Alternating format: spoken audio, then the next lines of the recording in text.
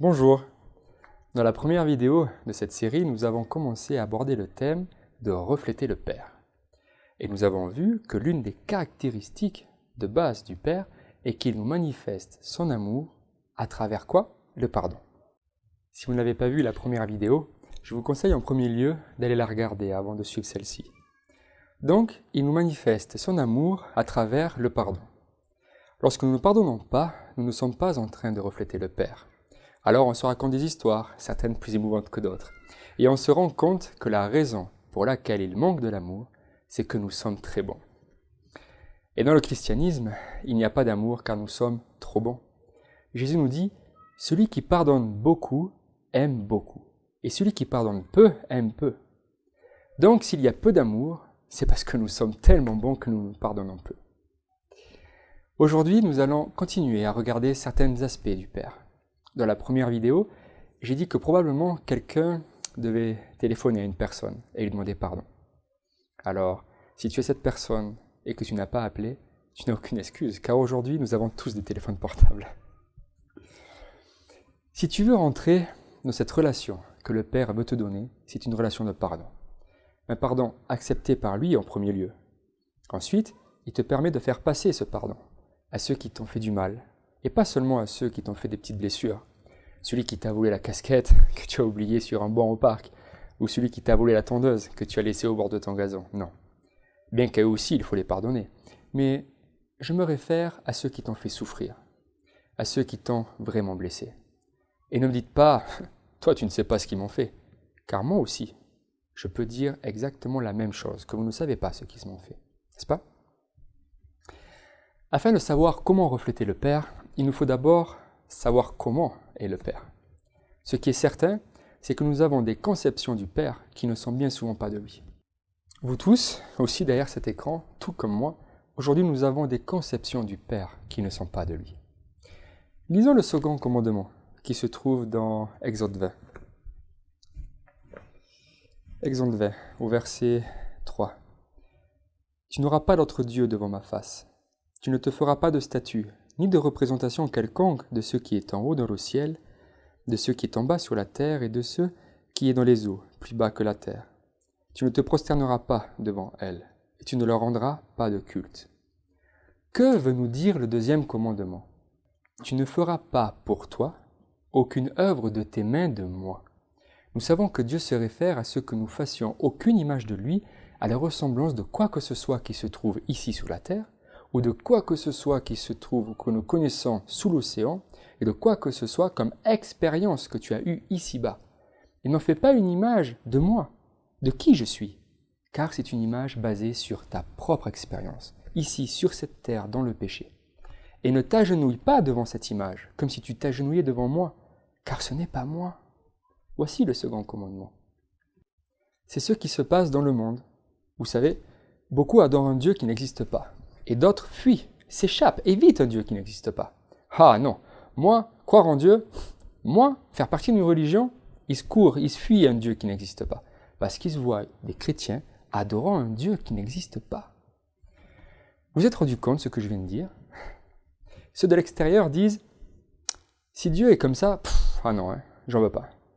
Et ceux de dedans adorent un Dieu qui n'existe pas, basé sur des perspectives humaines et sur leurs concepts humains. Un exemple très clair. Moi, cette sœur, je ne peux pas la pardonner. Alléluia. Élevé soit Dieu. Ce Dieu n'existe pas. Ce Dieu est un faux Dieu, parce que Dieu est un Dieu de pardon. Nous basons notre chrétienté sur une perspective erronée de Dieu. Les personnes du dehors regardent et disent « il est chrétien et il ne sait pas pardonner à sa sœur ? Moi, de ce Dieu, je ne veux pas. » Et ils fuient, car ils ont vu adorer un Dieu qui n'existe pas. Qui est Dieu? Qui est le Père? D'où vient notre concept de Dieu et du Père?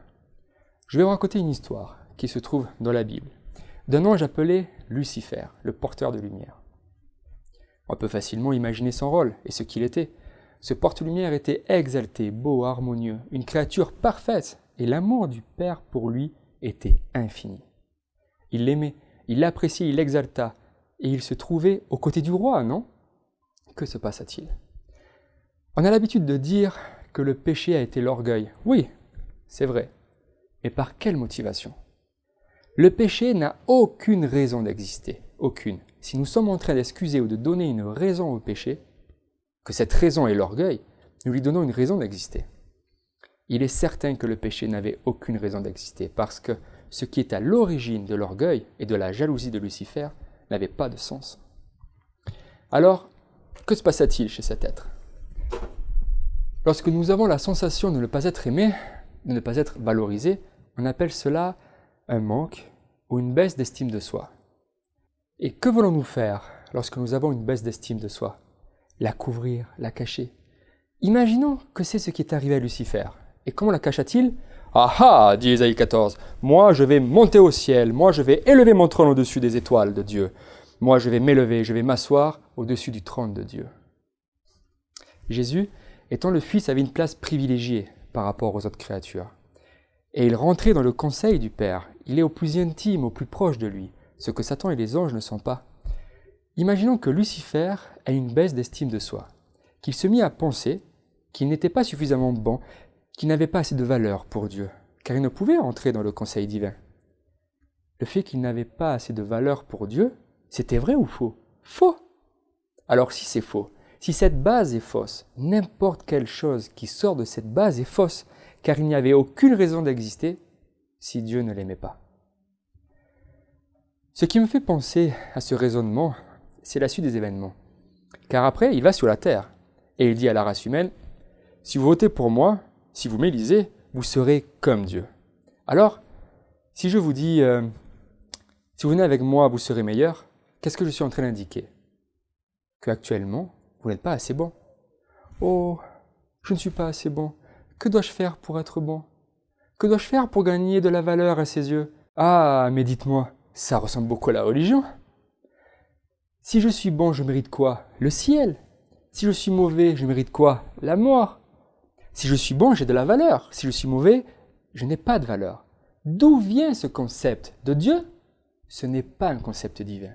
Ce n'est pas un concept divin. Mais vous savez quoi? Vous et moi, nous l'avons. Et c'est dans notre peau, dans nos veines, dans nos muscles. Nous l'avons tous et je vais vous le démontrer. Je vais vous demander de faire un exercice à la maison, de prendre un papier et d'en faire 4 colonnes. Le titre de la première colonne va être le mot positif. De la seconde colonne, négatif. De la troisième, personne. Et de la quatrième, sentiment. Et je voudrais que vous fassiez cette expérience. Si vous avez l'habitude de parler avec Dieu, parlez-lui.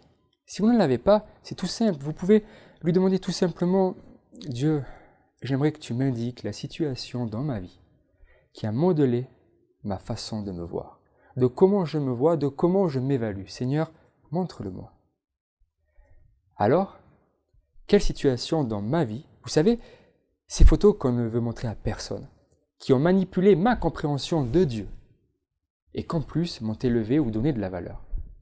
La première image qui me vient à l'esprit, l'année de mon bac. Dans la première colonne, positif, le bac. La personne, mon père, les sentiments, joie à valoriser. Voici l'histoire de mon bac. J'étais en terminale dans une filière agricole. Et déjà, c'est un exploit, car dans ma famille, à ce moment-là, j'étais le seul à avoir été aussi loin. Alors vous imaginez la joie qu'avaient mes parents de me voir préparer ce bac. Cette année, c'était aussi l'année de mes 18 ans, du passage à l'âge adulte, enfin un homme, un vrai. Et c'était aussi l'année de mon permis de conduire. Donc, pour résumer, j'allais avoir 18 ans en février, et pour le permis de conduire, le 26 février, c'était la dernière session du permis à 12 points, juste avant la nouvelle réforme des permis à 6 points. Et vous savez quoi? Sur les 5 jeunes qui se sont présentés à l'examen de conduite, je suis le seul à l'avoir eu. Puis l'été s'approche, et avec lui, les épreuves du bac. Je passe l'examen, et finalement viennent les résultats. Et je l'ai eu aussi. Donc pour mon père, cette année était vraiment une année de victoire. Les 18 ans, le permis à 12 points et le bac. Le seul diplômé de la famille. Alors il était tout heureux, il m'a félicité, il m'a pris dans ses bras. Et il ne pouvait s'empêcher de raconter à chaque personne que l'on croisait que son fils avait eu le bac. La sensation d'avoir été pris et embrassé par mon père à cet instant a été impressionnante. Non le fait que j'ai eu ces 3 choses, sinon le fait que je me suis senti bien. Je suis valorisé, j'ai de la valeur à ses yeux. J'ai fait quelque chose de bien. Mon père était tout orgueilleux, il était tout orgueilleux de son fils. Et en même temps, quand on faisait la mécanique ensemble, quand on remplaçait les disques et les plaquettes de frein ou autre chose, et qu'il voyait mes erreurs quand il me demandait la clé de veine de plate et que je lui donnais la clé à pipe, ou lorsque je me trompais dans le protocole de montage ou de démontage, il me disait que ce n'était pas possible, que c'est pas possible que je sois aussi bête. Mais tu ne le vois pas? Et moi je le crois, parce que ça venait du Père. Donc la mécanique de la colonne négative, la personne, le Père et le sentiment sans valeur. Quel concept je commence à avoir au moment où arrive mon heure de vivre dans ce monde? Ça s'appelle la méritocratie. Ce que je vaux dépend de ce que j'ai. Ma valeur se trouve dans comment je le fais. Vous me suivez? Lorsqu'ensuite nous rencontrons Dieu, la chose que nous faisons, c'est de reproduire cette image qui s'est installée dans notre cerveau et nous l'appliquons au Père. J'avais arrêté de fumer. Et là, je fume de nouveau. Je ne vaux rien. Le Père m'aime moins. Ben oui, il m'aime moins parce que je fume. Si je ne fumais pas, le Père m'aimerait plus. Mais d'où est-ce que ça vient? Ça vient de ton père, de ta mère, et des enfants au collège qui se moquaient de toi. Voilà d'où est-ce que ça vient. Et celui-là, ce n'est pas le Père. Une personne vient voir le docteur. Elle veut perdre du poids, disant qu'en réalité, il fallait absolument qu'elle perde du poids.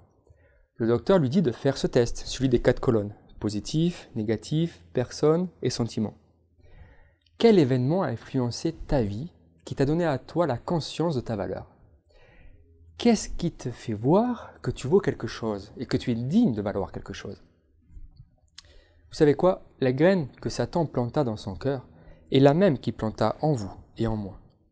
Parce que quand tu es tout seul dans ta chambre et que personne ne le sait, il y a toujours un album de photos que personne ne doit voir et qui révèle en réalité qui tu es, qui je suis. Une personne avec des peurs, dans la sécurité et avec un sentiment de faible valeur. Car tu vois toutes tes erreurs, les failles de ta personnalité, et tu te rends compte que tu ne vaux rien. Alors revenons à cette femme. Elle remplit les colonnes. Entre la première et la deuxième, donc entre positif et négatif, les études. La personne, maman, sentiment valorisé. Alors le docteur lui demande « Pourquoi tu as mis les études entre positif et négatif ?» C'est que je ne sais pas si c'est positif ou négatif, car j'étais très bonne à l'école. Et ma mère parlait de moi à mes voisines uniquement quand elle recevait mes notes. « Oh, elle est très bonne, elle étudie bien. » Mais le reste du temps, elle était ignorée. Elle ne valait rien. Vous vous rendez compte comment fonctionne le cerveau? Ensuite, deuxième ligne. Négatif, poids. Personne, maman, négatif. Explique-moi ça. Disons que j'ai toujours eu le souvenir de ma mère qui me disait des choses comme « Tu es très grosse. Si tu continues à manger, personne ne va se marier avec toi. » Et ça, on l'a déjà entendu, n'est-ce pas? Alors, quand mon poids augmente, combien d'estime j'ai? Peu d'estime, peu de valeur. Quand est-ce que je suis une personne qui a de la valeur? Quand je perds du poids. La ligne suivante. Négatif, poids. Papa, sans valeur. Ah, pourquoi? Raconte-moi ça. Elle baisse la tête. Et ce que la mère ne savait pas, c'est que le soir, ou dans la nuit, le père rentrait dans sa chambre et abusait d'elle. Ce que la maman savait, c'est que le père n'aimait pas les personnes en surpoids, comme si c'était une race inférieure. Et cette fille, vous savez ce qui se passa dans sa tête? Si je deviens moche et grosse, il va arrêter de rentrer dans ma chambre. Continuons. L'autre ligne. Toujours le poids. L'époux, valeur ou sans valeur? Explique-moi sur le ton époux.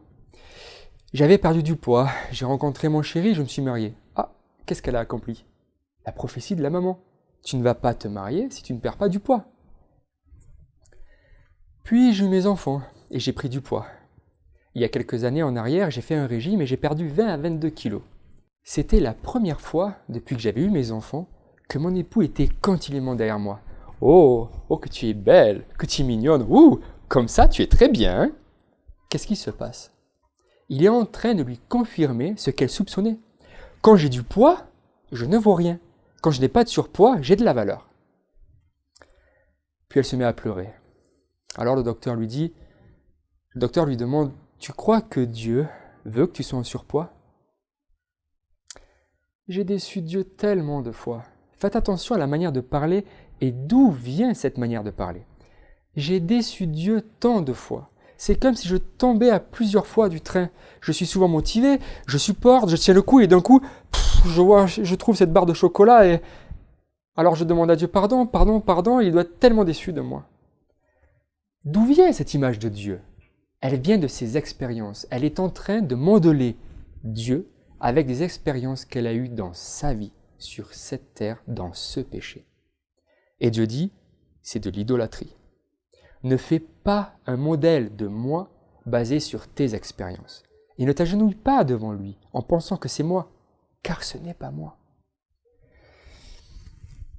Négatif, la confession du Fils. Personne, point d'interrogation. Sentiment, je suis vraiment, mais alors vraiment pourri, misérable. De 1 à 10, sur une échelle de valeur d'elle-même, 0. De 1 à 10, 0. Raconte-moi ça. Avec ce qui s'est passé avec mon père, j'ai protégé mes enfants, jusque dans tous les recoins. Je ne les laissais pas dormir chez le voisin ou à la maison de leurs amis. Enfin, vous pouvez l'imaginer, une mère qui protège ses enfants. Le fils avait 22 ans et il souffrait de dépression. Et un jour, alors qu'il était avec sa mère, il lui dit « Maman, il faut que je te dise quelque chose. Un jour, quand j'avais 12 ans, je suis sorti de l'école pour rentrer à la maison. Je passais par le chemin, tu sais où passe le train, et juste après, il y a cet hangar. Et là, il y avait un homme, et il abusa de moi. Vous savez ce qu'elle a pensé? Je suis une mauvaise épouse, je suis une mauvaise mère, et je suis une mauvaise chrétienne. Car je ne peux même pas perdre du poids et rester fidèle à un régime. Je suis une authentique misère. Ça, ce n'est pas Dieu. C'est une image de Dieu, une fausse image basée sur des événements, des circonstances passées sur cette terre. Nous l'avons tous, vous et moi. Et si on n'est pas capable de l'identifier, nous sommes en train d'adorer sous une forme d'idolâtrie. Est-ce que des fois vous vous êtes posé la question, pourquoi cet homme est si autoritaire dans l'Église, avec ses enfants? Ne fais pas ci, ne fais pas ça. C'est l'image du Dieu qu'il adore. Et elle est peut-être basée sur un père autoritaire ou toute autre circonstance de sa propre vie. Il faut prier pour ces personnes, car elles ont besoin d'être gagnées par Christ, parce qu'elles sont des idolâtres. Nous sommes en train d'adorer une image de Dieu qui n'est pas Dieu. Laissez-moi vous décrire le test d'un ami. Négatif, le divorce de ses parents. La personne, son père. Et dans son test, si je regarde sur 10 lignes, son père apparaît au moins 7 à 8 fois. Vous croyez que cela ne va pas influencer son image du Père Céleste? Donc voilà, c'est un soir de réveillon, un 24 décembre. Un soir où les familles sont réunies. Et son père a déjà dit à sa mère qu'il part avec une autre femme.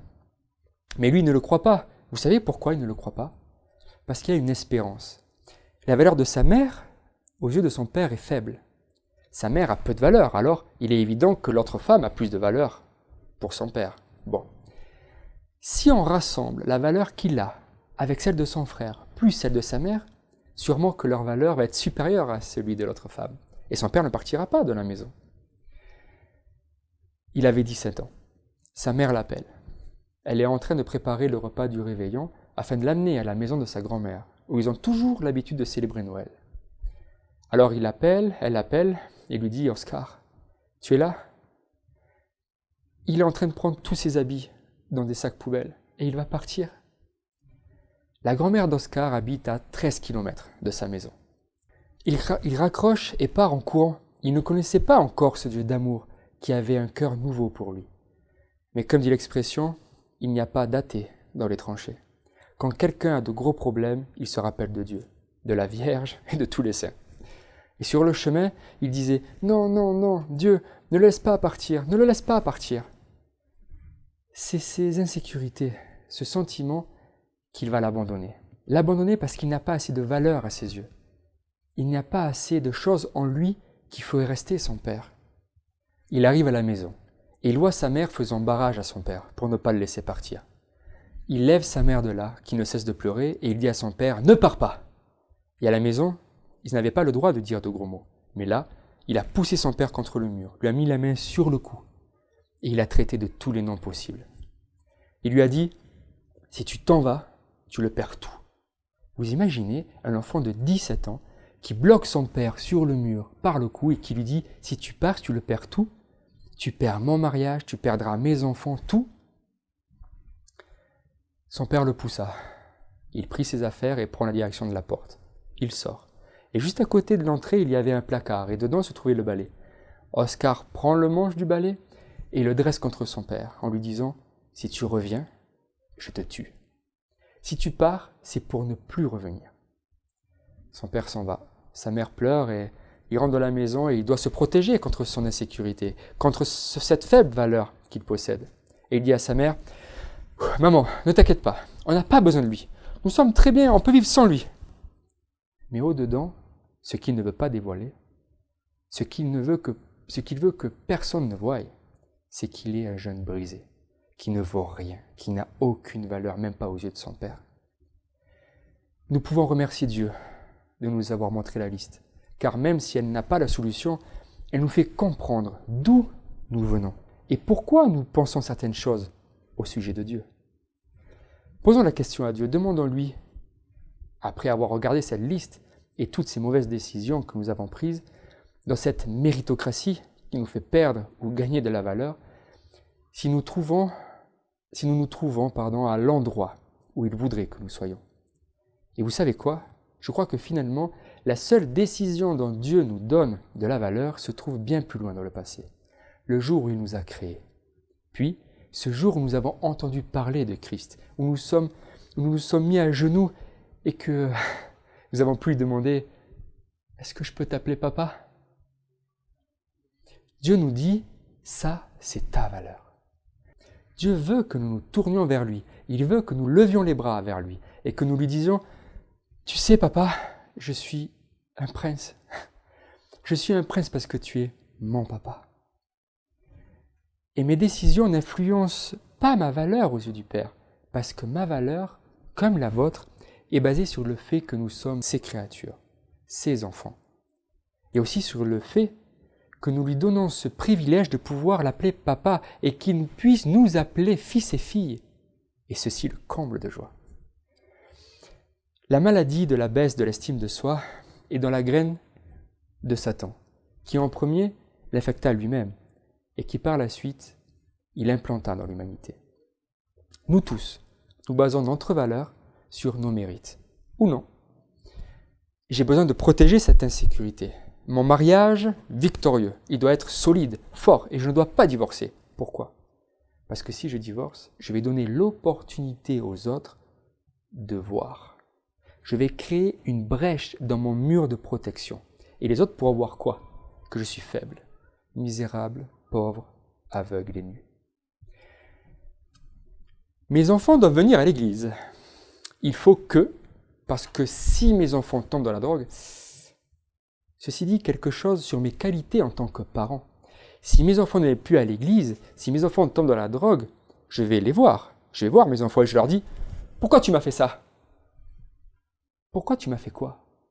Pourquoi tu as détruit mon mur de protection qui me cache devant le monde, afin qu'ils ne voient pas que je suis aveugle, misérable, pauvre et nu. » Vous savez que pour certaines personnes, on est un meilleur chrétien si on est végétarien. Mais bon, parmi les meilleurs, il y a toujours et encore une différence des meilleurs. Si vous êtes végétarien, vous faites partie du groupe des meilleurs. Mais si vous êtes végétalien, vous êtes l'élite. C'est comme si de la 2e division, vous passiez en 1re division. Et si un jour un végétalien fait un écart, s'il mange un œuf, il va le dire à personne. Pourquoi ? Pour ne pas détruire ces barrières de protection. Quelles sont vos barrières ? Parce que vous savez quoi ? Vous les avez. Vous les avez et je les ai aussi. Et même maintenant que je suis ici, il y a des choses que tu ne vas pas savoir, que tu ne sauras jamais, parce que cela affecte notre valeur. Et c'est une chrétienté de méritocratie. C'est un modèle, un monde de méritocratie. Alors, si le monde et la chrétienté fonctionnent ainsi, il n'y a pas de différence entre les deux. Vous vous rendez compte ? Il n'y a plus de différence. C'est exactement la même chose. C'est une fausse image. Alors, pour terminer, revenons à cette patiente, quand le docteur lui dit que sa valeur dépendait seulement sur le fait d'accepter qu'elle était une princesse. Que pour Christ, comme elle était, à ses yeux, sa valeur est basée sur son existence, sur cette relation avec lui, sur ce fait qu'il lui donne ce privilège de l'appeler Père et de ce privilège qu'elle lui fait de l'appeler fille. Vous savez ce qu'a été la première chose qu'elle a fait? Elle s'est mise à pleurer. Ça, c'est le salut que Christ nous offre. Si nous croyons que nous irons au ciel par notre méritocratie, nous nous trompons. Les gens disent que non, nous n'irons pas au ciel par méritocratie, mais ils le vivent. Cette méritocratie n'est donc pas la théorie, mais c'est notre pratique, et pour le monde entier. Alors, vite, dépêchons, il faut aller à l'église. Dépêchons, il faut partir. Où est-ce que tu vas avec ce pantalon? Non, non, non, non, non. Tu vas me changer ça. Tu sais ce qu'ils vont me dire si tu vas à l'église avec ce pantalon? Pourquoi? Parce que nous vivons dans une méritocratie. Et ça ne reflète pas le Père, ni le Fils, ni l'Esprit Saint. C'est de l'idolâtrie. Alors je ne dis pas d'aller à l'église mal vêtue. Dieu est un Dieu d'ordre et nous devons avoir un certain respect devant lui. Ce que je dis, c'est que nous sommes des idolâtres si notre religion est basée sur ce principe. Si ma valeur est basée sur le fait d'être mieux que l'autre, que je suis meilleur que lui. Rappelons-nous que le problème du manque d'amour est dans l'Église et que nous sommes très bons et d'autres sont très mauvais. C'est de la méritocratie. De plus, cela s'adresse non seulement aux croyants, mais à toute personne sur cette terre. Le Seigneur nous invite aujourd'hui à avoir un concept de lui supérieur à cela, bien plus haut que toutes ces circonstances, ces événements de ma vie passée, d'avoir un concept de lui que nous n'avons jamais vu ici-bas. Il t'aime parce que tu es toi. Il t'aime car tu es sa créature. Il t'aime parce que tu es son fils, sa fille. Pour rien d'autre, ni plus, ni moins. C'est pour cela qu'il t'appelle à l'aimer en retour et d'accepter de prendre ta place qu'il a spécialement pour toi dans son cœur. L'as-tu déjà appelé papa? Alors, si tu te sens au plus bas, pauvre, misérable, aveugle et nu, sache qu'il t'aime et qu'il est le seul à avoir le remède.